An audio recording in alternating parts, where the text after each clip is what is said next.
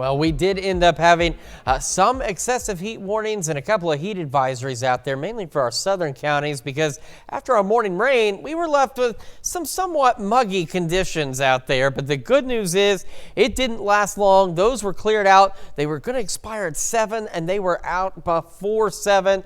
And we've got an absolutely beautiful next several days across the area. So as we head through the rest of this evening and into the overnight, Future Track, we've run it through a couple of things and it is having a hard time picking up on, but we could see a stray shower or thunderstorm overnight tonight into the very early morning hours on our Sunday. And then through our Sunday, we're looking at partly cloudy skies and the possibility of a stray shower or two. But for the most part, we are going to remain dry and we are going to remain cool as well over the next several days. And I mean, it's still going to be warm, but by cool, I mean below average.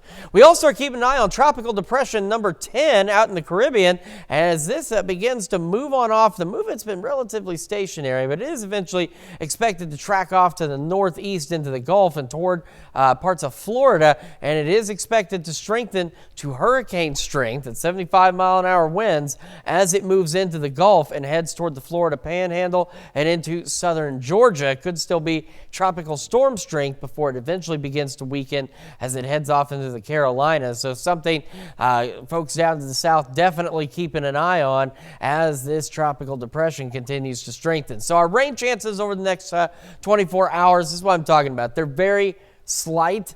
But again, a stray shower or two possible with better chances for maybe a shower or thunderstorm as we head into the early morning hours tomorrow.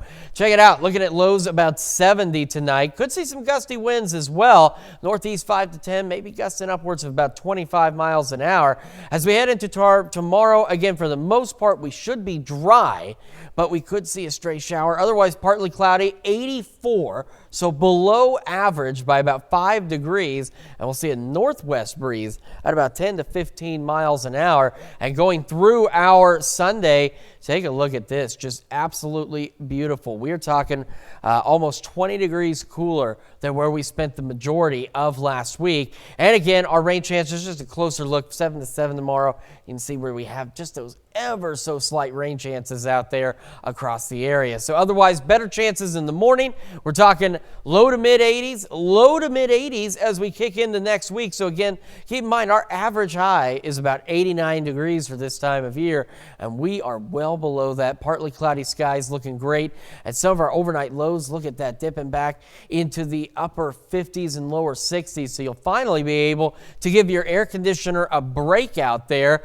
and save a little money on your electric bill. Now, as we head into the weekend, we are looking to warm back up slightly above average as we start to go low to mid 90s, but still not anything like the triple digits we've seen over the last week and a half across the area.